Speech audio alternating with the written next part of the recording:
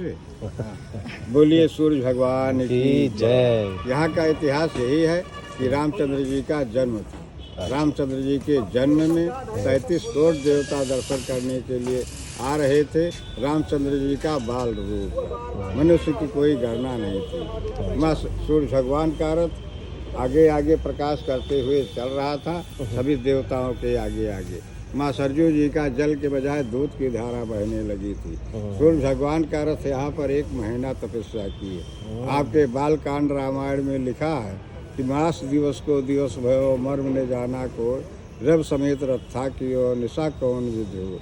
1 महीने का दिन ही दिन कर दिया, किसी को नहीं मालूम हुआ कि 6 दिन की छठी हो जाए, 12 दिन की बरही हो जाए, 1 महीने की शुद्धि हो जाए, नाम संस्करण हो जाए।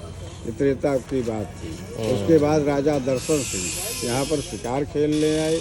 उनको प्यास लगी, नौकर से जल मांगा।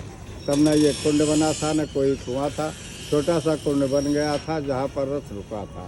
राजा को उस कुंड से जल दिया गया। राजा के शरीर में सफ़ेद दाग था। राजा हाथ धुले, मुँह धुले, जहाँ जहाँ जल लगा उनका अच्छा हो गया। तब नौकर से पूछने लगे जल कहाँ से लाया। नौकर पहले तो डरा कि राजा महाराजा की बात है, गंदा पानी दे दिया, कहीं गुस्से में तो नहीं हो गए। राजा बोले डरो नहीं, तुम्हें इनाम दिया जाएगा, बतलाइए जल कहाँ से लाया। नौकर गया, उस कुंड को बतला दिया। राजा उस कुंड में स्नान किए, उनकी पूरी काया दिव्य हो गई। तब राजा का विचार हुआ कि धर्म की जगह हो गई, यहाँ शिकारबाजी करना उचित नहीं है। शिकार को नहीं खेला, अयोध्या वापस चले गए। अयोध्या वापस गए और महारानी से बतलाए, लेकिन महारानी को विश्वास न हुआ, इसलिए कि शरीर का रूप बदल गया था। राजा को शरीर को जो कष्ट रोग था, कुंड में स्नान करने से उनकी काया दिव्य हो गई थी। तब अयोध्या वापस लौट कर गए तो महारानी से बतलाए, लेकिन महारानी को विश्वास न हुआ, इसलिए कि शरीर का रूप बदल गया था। राजा को महल में जाने को आज्ञा नहीं हुआ तो सूर्य भगवान को कष्ट हुआ। सूर्य भगवान ने आकाशवाणी किया, हे राजन, सूर्य भगवान के नाम से कुंड खुदवाइए, बनवाइए, तुम्हारा कल्याण होगा। राजा महाराजा की बात थी। जंगल कटना शुरू हो गया, खुदाई शुरू हो गई। खुदाई में सूर्य भगवान की मूर्ति निकली, जो ऊपर मंदिर में रखी उसका दर्शन होता है। और सूर्य भगवान के नीचे शंकर भगवान की मूर्ति निकली, उस सेवाले में रखी हुई है। शंकर जी के नीचे खजाना निकला।